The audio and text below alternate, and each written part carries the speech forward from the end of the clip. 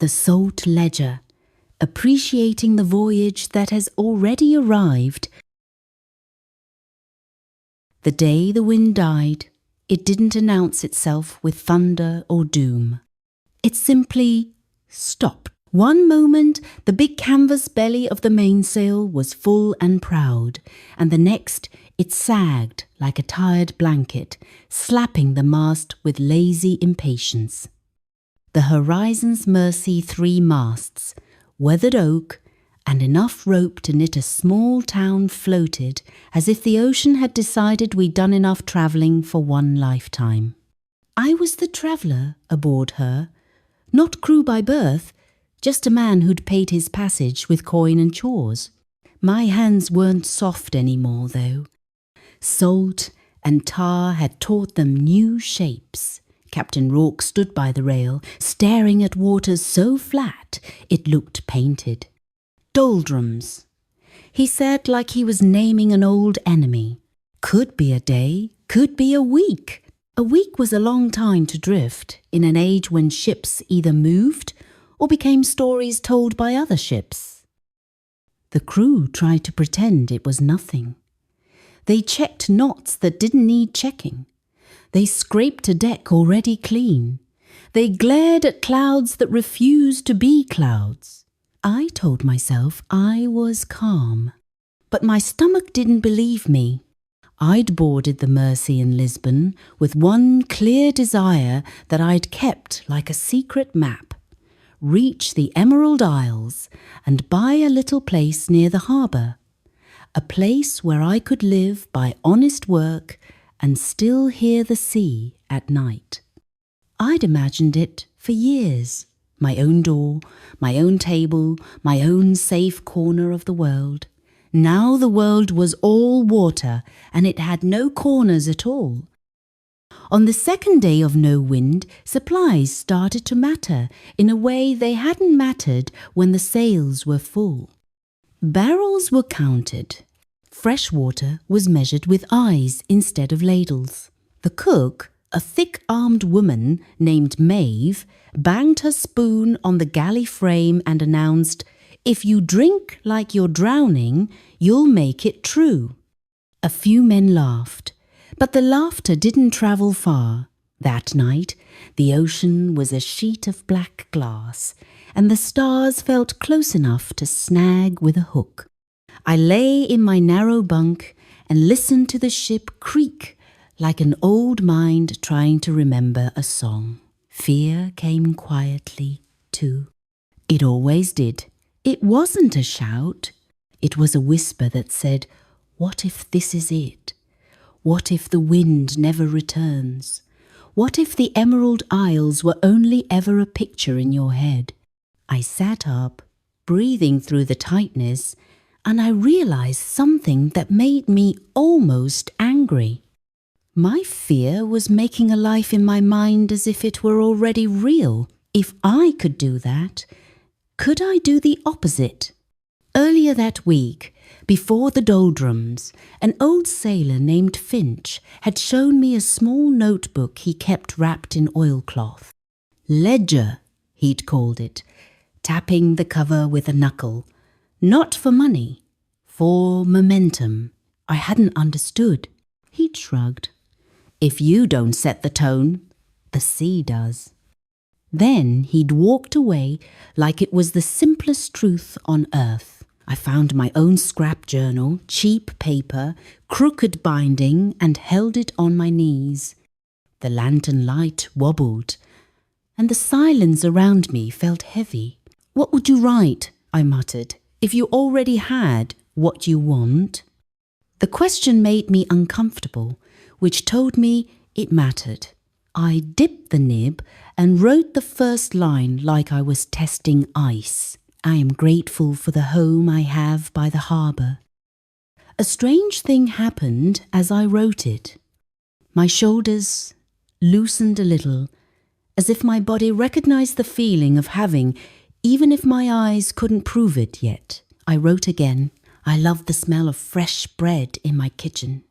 I loved the sound of gulls outside my window. I appreciate the steady work that pays for my life with ease.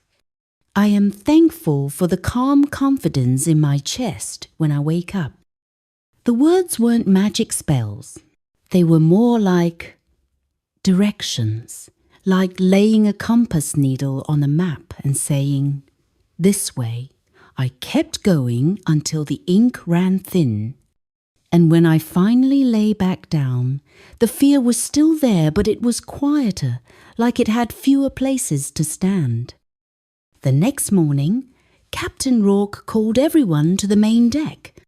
His face looked carved from worry, but his voice was steady. "We'll set the sweeps," he said. "Big oars, meant for tight harbours and desperate moments. We'll pull the Mercy forward until the wind remembers us." Groans went up. Sweeps were brutal work on a ship this size. But ropes were lowered, oars were fitted, and 20 men lined up like they were about to row the ocean itself. I took a place among them. My hands found the wood, rough and warm. Finch leaned close, his beard smelling like smoke and salt. "You look different," he said. "Do I?" "Less like you're gripping every rock in the river," he answered. Then he nodded toward my pocket where my journal sat. "You started your own ledger." I didn't answer, because if I did, my throat might tighten again. We rowed for hours. The sun rose high and pressed down like a hand. Sweat ran into my eyes. The ocean stayed calm, indifferent, endless. By midday, a fight broke out near the bow over a cup of water that had been poured too generously. 2 men shoved each other, faces red, voices sharp. Captain Rourke stepped between them with a look that could nail a man to the mast. "Enough," he growled. "We'll have order." But I saw what was really happening. The scarcity wasn't just in the barrels. It was in their minds. That night, Maeve sat beside me on an overturned crate, rubbing her wrists. "You ever notice," she said, "how a person can have a whole loaf and still feel like they're starving if they keep thinking about tomorrow?" I looked out at the water that refused to move us. "I'm trying to think about today," I said. Maeve snorted softly. "Good, today's got enough in it." On the 4th day, clouds built on the horizon tall, bruised stacks that promised either wind or trouble. The crew watched them like gamblers watching dice. Rourke ordered sails trimmed, lines ready, just in case. Hope flickered across faces, then faltered when the clouds drifted past without offering a single breath of air. That was when doubt tried to climb back into me. It came wearing sensible clothes, it said. "Maybe you should accept that you'll never have that harbour home. Maybe you should lower your dreams so the fall won't hurt." I went below deck and opened my journal with hands that were still shaking.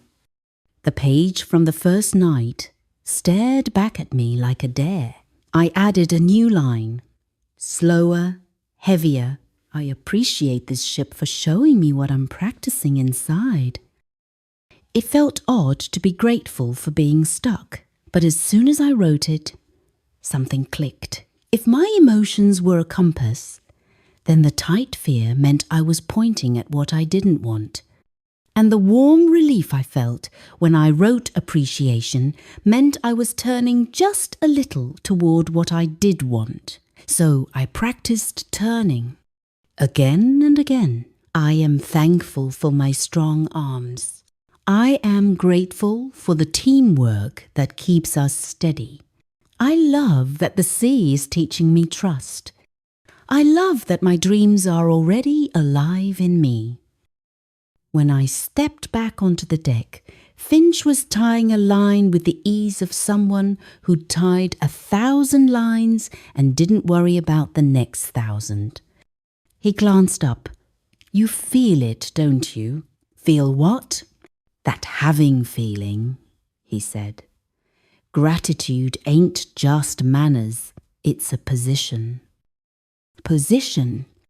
Like moving a ship a few degrees so the current helps instead of fights. On the 6th day, a boy named Thomas, barely 14, all elbows and courage collapsed at the sweeps. His lips were dry and his eyes unfocused. Maeve rushed with a cup of water, and for a moment the deck went still, waiting for someone to argue about fairness. Instead, something unexpected happened. One of the toughest deckhands, a man called Brigg, took his own ration and poured half into Thomas's mouth. No speech, no drama, just a simple act that said, "We have enough to take care of each other." I felt my chest warm again. That warmth wasn't just kindness, it was abundance felt, not counted. That night I wrote, "I am grateful for the ease that comes when we stop fighting the current and start flowing together." On the 7th morning, the ocean finally changed its mind.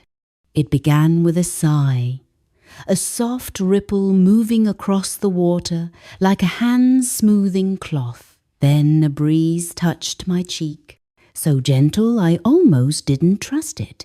Sails lifted with a faint rustle. Lines tightened. The Mercy leaned like she'd been waiting to dance. "Wind!" someone shouted, and the word ran across the deck like fire. Captain Rourke didn't cheer. He simply closed his eyes for half a second, like he was thanking something he couldn't see, then barked orders with renewed force. "Set her. Catch it. Don't waste it." Canvas filled, the ship surged forward, and just like that, the week of stillness became a story behind us. I stood at the rail, watching the wake peel away in white ribbons. The crew laughed again, real laughter this time, the kind that comes from relief and a little awe. Finch came to stand beside me. "You think you caused that wind?" he asked, half teasing. I thought about it carefully. "No," I said, "but I think I stopped causing the drag." He nodded, satisfied. A ship don't need a man to create the sea. It needs him to stop fighting it. As the Mercy moved, something else moved in me too. The dream of my harbour home no longer felt like a distant prize I had to chase. It felt like a destination already marked, already real, in the way my body relaxed when I thought of it. I pulled out my journal and wrote one more line with a steady hand. I am thankful that my life is set up to bring me what I've asked for, and I let it come in its own perfect way. A gull appeared out of nowhere, circling high above us. Maeve pointed and smiled. "See? Even the sky's sending you mail." I laughed, and it surprised me how easy it was. Not forced, not defensive, just easy. Days later, when the Emerald Isles finally rose from the sea like green jewels, I didn't feel like I'd arrived at something new. I felt like I'd stepped into a room I'd already been living in my mind, for weeks. The harbour smelled of fish and wood smoke. Boats bobbed on their ropes. People shouted, bartered, sang. And there, near the edge of the docks, was a small house with a blue door, sunlight on its window like a welcome. I didn't know yet if that exact house would be mine, but I knew something deeper than the door colour or the price. I knew the feeling of having.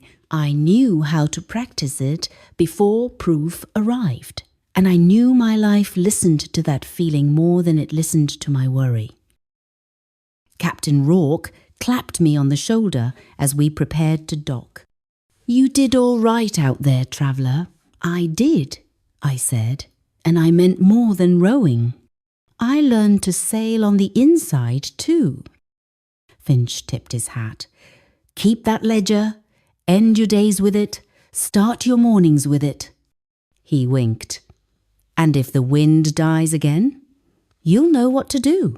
I tucked the journal into my coat like it was the most valuable map I owned.